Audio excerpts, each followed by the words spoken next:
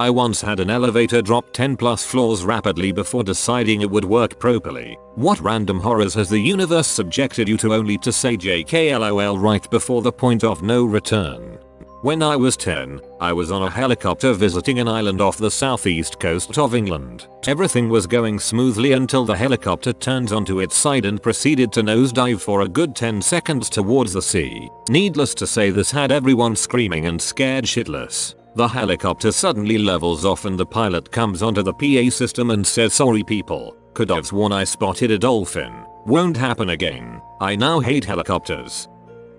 I'm a private pilot. One time I was nearing the airport to land. I hit the switch to put the landing gear down, and only 2 lights showed up, indicating that the 2 main gear were down, but the nose gear was not coming down. So if all else fails, I would either have to raise the gear and do a belly landing or do a landing with only 2 gear, which would be even more dangerous. But first I went back away from the airport to try to work out the problem, if possible. I tried raising the gear and re-lowering it. Same thing. 2 lights, but no nose gear. Because the gear comes down from the force of gravity. I tried pulling a few Gs to force it down. Nothing. I tried wiggling the rudder since the turning mechanism is connected to the nose gear. Nothing. Maybe a few more Gs. Nothing. Finally, I remembered what the instructor had told me in passing when I was getting checked out in the particular aircraft. The lights for the gear are interchangeable so that if one is burnt out, you can switch them around. So I went to switch them just in case the nose gear light was burnt out. As soon as I touched the light to change it, it came on. In the end, the light wasn't all the way in the socket, and that's what the problem was. I did the low pass over the tower so they could visually check just to be sure. Landed successfully in the end. I've long had a fear of heights, and at one point in my life I set out to conquer it completely. I had been on high ropes courses in the past and done some actual climbing and rappelling here and there, but the fear persisted. I took a course on climbing to bolster my courage. It was during one of the last days of the class. While roughly 50 feet up on the 60-foot climbing tower, I came to realize I was losing my grip and lacked the dexterity and strength to recover. I called out to my belay that I was falling. Shortly after I dropped, but nothing caught. My belay had lost the ropes. I knew enough to fall with my legs slightly spread, knees slightly bent and arms up, but it didn't matter. I hit the ground and there was nothing I could do to prevent my knees from buckling. My ass hit the ground and then suddenly I bounced back up. The rope gave a few more weak bounces and I was left suspended with my feet dangling inches above the ground. I could point my toes and just touch. The instructor somehow got a hold of the ropes and set the belay. I never got back on the tower. One of my buddies stepped on a pressure plate that was wired to an IED while on patrol in Afghanistan. He felt his foot sink down and froze, and nothing happened. When EOD, the army version of the bomb squad, finally arrived, they looked at the IED and couldn't figure out any reason why it hadn't gone off. The EOD tech just said to my friend, "Yeah, you should be dead, dude." I once studied abroad in Cyprus, and during Thanksgiving break I decided to go to Spain for the week. No one else wanted to go, so I went alone. It was incredible. I saw Madrid, Toledo, Sevilla, Granada and Barcelona in that order. I was supposed to take a bus back to Madrid to catch my flight back to Cyprus the next day. When I got to the bus station with all my luggage to take the last bus of the night at around midnight, I noticed my wallet had been stolen. I had it when I got on the subway, so between getting on the subway and 10 minutes later when I got off and walked to the bus station, someone took it from me. My cash, debit card and credit card were all stolen. I had no way of making purchases. My prepaid phone was out of minutes. I was effectively homeless in a foreign country. I went into the nearest bar where I told the bartender my story. He drove me back to his place after his shift ended at 3 AM. He looked up the next available train and gave me €150 or around $200 to pay for the train, subway tickets and food. He drove me to the train station. I got on the train and made my flight the next day. I have since wired him back his money. If it weren't for his kindness, I would be living on the street in Barcelona begging for change. I was once young and fairly retarded. My friends and I loved to play in construction sites. Many of the neighborhoods in the area I grew up in were just being developed. Anyway, we're freaking around and see these dump trucks dumping lots of black dirt, topsoil for lawns. So we're playing on the dirt piles. being little monsters, when a truck backs up and dumps a full truckload of dirt right on me. Even as a little nerd, I understood the immediate, overpowering, screaming urge to GTFO now. I was running, scrambling, falling on this moving dirt pile trying to reach the edge before it buried me completely, which it did. I thought the classic line, "This is how I die." Weird, just my hand was sticking out when the dirt stopped pouring. I immediately felt my friend's hands clawing the dirt away, and it couldn't have been more than a few seconds, but it felt like an eternity. I now understand the reason why people get trampled and whatnot in disasters. I don't like to think about it, but I probably would have pushed my own mother out of the way. I was so overcome with a singular thought: survive. When I was about 15, I took a trip to VT with grandparents and my similarly aged cousin. We decided to go to one of those scenic overlooks that is nearby. Turns out to be a 50 feet tall waterfall. Scenic overlooks not being our thing, my cousin and I decide to ditch the geezers and climb around behind the fall and check out the view from the top. We make it up there and grab onto a tree, waving our arms madly and catching the attention of the old folks. At the same moment they glance up, my cousin slips toward the falls. I grab him, but end up losing my footing and falling into the water myself. As the rushing water carries me towards what I assume to be imminent death, my right foot gets caught between a couple large rocks and the water pushes me upright. I find myself standing not 15 feet from the edge of the falls. Grandparents in plain sight. I start yelling at them to take my picture. At that point I was almost literally crapping my pants. I don't know if anyone else has seen their grandmother screaming in utter terror, but I honestly hope not. My cousin pulled me out with a large branch a few moments later, and we were in serious crap. After the crisis averted stage, we joined them grandparents on the wooden overlook. Clearly visible from that side of the falls was a giant sign on which all the names of the people who died from falling off said waterfall were printed. I once fell through the ice when I was around 11 years old and didn't know how to swim. I flailed around wildly and started screaming at the top of my lungs. Then I noticed that the water was only about nipple deep. Still, it was a cold fricking walk home. I'm surprised I didn't get hypothermia. About 10 years ago I went for a routine STD screening because I am responsible and crap. The doc comes out with that horrible bad news face that they all seem to get and just stands in front of me for a minute clearing his throat and looking uncomfortable. He starts to say something twice while looking at the chart. I'm afraid that, well it isn't goo. Ahem. He clasps the chart in front of him and appears ready to say something. I glance at it quickly and make out HIV mentioned a few times. Suddenly a nurse kind of jogs out of the office, takes the chart from the doctor and hands him another one, gives me a smile and then walks back inside. The doctor looks at the new chart, grins like a kid given the day off school and says cheerily, "Well, looks like you are all clean." A friend of mine and I were kayaking in the Gulf of Mexico and thought we were about to be eaten by sharks. We saw like 6 dorsal fins approaching, and it wasn't until they were about 10 feet away that we realized they were dolphins. I once was run off the highway by a woman driving a minivan and simultaneously doing her makeup. I drove for a while in the grassy median zone before being able to jerk back on the highway. When I looked at the lady again, she looked sad and apologetic, sort of like a puppy when it knows it's chewed your favorite sandals. Doesn't change the fact that she almost killed me. I had a stroke at 22 in September, but no permanent damage. Real funny. Universe. Went to see the movie Twister in theater. During the part of the movie where the F5 tornado is destroying everything, 5 ceiling tiles fell into some empty seats, thankfully, and rain started cascading violently from the hole. I have to say it made the movie far more intense. The storm that hit the theater wasn't a tornado, but for some reason the high winds and a bad roof caused the collapse.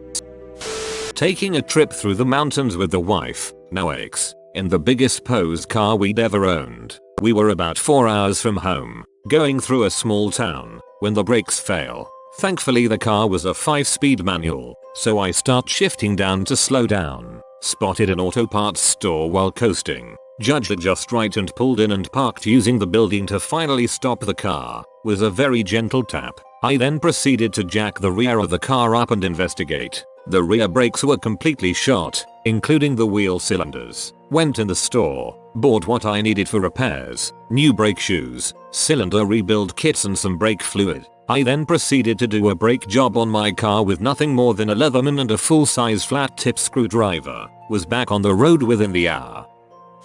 Years ago I was taking a break from kayaking, swimming in a river with a bunch of people all around me. I was next to a big pipe running under the water, actually called pipeline. Still not sure the exact reason for the pipe, but I was slowly being pulled to the left. Not thinking much of it, I let it pull me when all of a sudden I'm completely submerged, being sucked down into it, but a random metal rod jabbed into my chest. I hang onto it for dear life with one hand and with the other reach out of the pipe to feel around and actually find a handle to pull myself out. When I got out and sat on top of the pipe, I looked around. I noticed everything was crystal clear and no one had even noticed. I almost died right then. Quite the thrill. In Iraq, an IED had gone off on the lead vehicle of the convoy. Once the medevac was called in, another Marine and I went to check the kill zone in the area around the LZ. After a few minutes of looking for wires, detonators etc., I realized I was standing on a sandbag in the median of the road. I had walked on about 7 other sandbags. It was the remains of the IED that hit the lead vehicle. It was a daisy chain where only one went off. I was walking on them. Real pucker factor.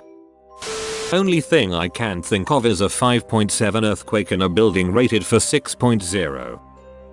When I was 16, I started taking birth control pills. A month later, right before spring break, my left hand starts to turn purple and gets insufferably painful. At the hospital, after many tests, they find I have a blood clot from the dang birth control. They perform an angiogram to search for any more clots. In the process they discover a freak genetic deformity. I had extra rib bones growing off of my spine and they were pushing on my main artery under my clavicle, resulting in 2 aneurysms, one on each side. After a handful of surgeries, discarding rib bones, and removing the aneurysms, they tell me I am lucky to be alive.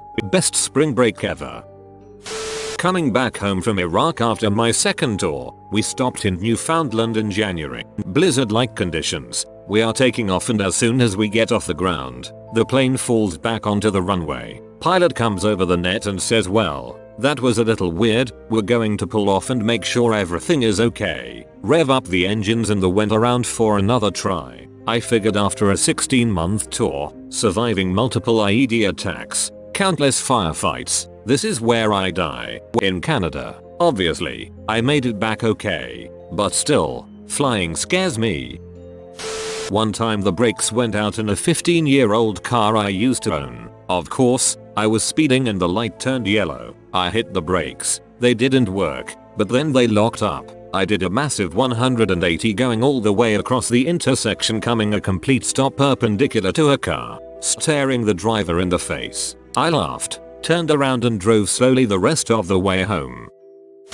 Got stranded at the Salt Lake airport once, looking at a 23-hour wait for my flight home to Boston, due to snowfall. Suddenly, after repeatedly asking the clerk to find us an alternate route, one opened up that would get us out of Salt Lake and give us an 8-hour layover in Vegas instead. I went from my worst airport moment ever to my greatest in the span of an hour. That clerk is my hero. The Vegas to Boston flight ended up having us fly very near major storms in Texas and Oklahoma. The pilot lets us know there's going to be turbulence. I somehow find it in me to fall asleep. I wake up with a massive thud from turbulence, and about a second later the plane begins to fall. I go weightless. My seatbelt keeps me strapped in. My wife lets out a scream. So do others. I think this is it. This is how it happens. Then we regain control. The whole event lasted about 5 seconds. Turbulence backs off a few minutes later and we make it to Boston safe and sound.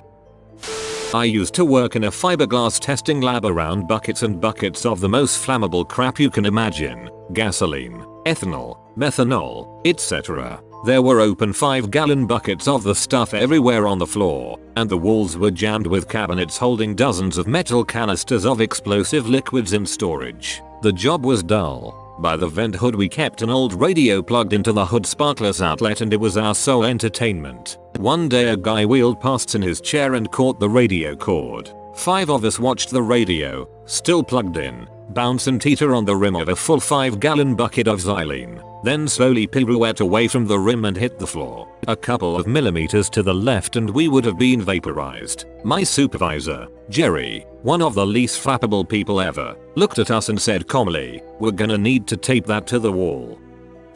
My GF and I were driving to Vegas from San Francisco via Death Valley in a rental car. We were visiting the country. Anyway, we were 30 miles into Death Valley at around 6 PM when I realized we probably wouldn't have enough gas to make it to the next gas station, which was roughly 100 miles away. So after driving for another half hour or so, the blinking lights came on indicating we were on reserve fuel. My GF starts freaking out cause our cell phones have no service and there wasn't anyone who we knew to call anyway. So we stopped at the deserted RV park in the middle of Death Valley to try get some help. All the while genuinely fearing running into a bunch of crazy hobos and getting robbed, kidnapped, murdered. So anyway, the place is devoid of people, so we continue driving on reserve towards BT, NV. Eventually, the car grinds to a halt and we end up having to pull over to get help. We try flagging down cars for 45 minutes to no avail until finally some truck that passes us suddenly pulls over and backs up to us. I explain our predicaments to him and beg him to drive us to BT and back.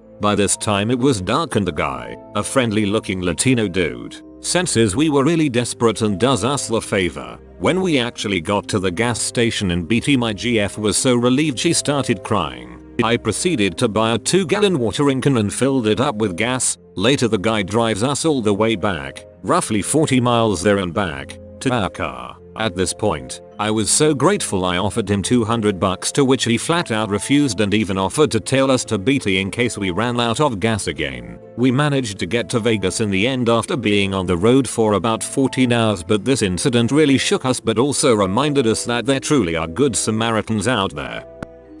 I was driving this 12-year-old car with an old starter that worked maybe 1/5 of the time. Also, I am aware this isn't the best plan. I was saving up to get it fixed at the time. I pulled the car out to make a left over a highway, pushed the car into second, and suddenly it stalled out. I was sitting there watching the cars come at me while trying the starter with my right hand. Every time the dang thing refuses to start. Once, twice, 3 times. Those cars are slowing down but there's no way they're going to come to a full stop in time. 4 times. Frick, that car's going to hit the driver's side where I am. 5, 6. Alright, I'm dead. I'm dead. That's it. But may as well try again. 7. Just when it hit the point of no return, at the 7th try the car's engine came to life. I threw the car in reverse and put the gas to the floor. The oncoming car in the left lane had pulled partially into the left lane of oncoming traffic. Dodged my front bumper by no more than an inch.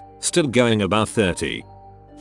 I was on a Navy C2, propeller plane, flying back to the carrier with the mail. There are no windows in the cargo section of this plane. Suddenly in mid-flight I'm blinded with bright daylight and roaring wind all around me. In a split second I'm in the crash position out of reflex. I open my eyes and see the sunlight on the floor with bits of newspaper and dust being thrown around by the wind. I hear the engine start to wind down and feel like the seatbelt is the only thing keeping from floating out of the seat as the plane starts to plummet. This lasts for a few seconds but then the plane levels out and the aircrew guys are moving around me. One of them asks me if I'm okay. If it hit me? It turns out an overhead escape hatch had come unlatched and landed in the row of seats in front of me. Here's Bob Ross holding a baby raccoon to brighten your day. If you enjoyed the video, subscribe and comment. If you are new to the channel, you can subscribe. I publish new videos every day. Until then, check out another video, or don't. Either way, have a great day you magnificent people.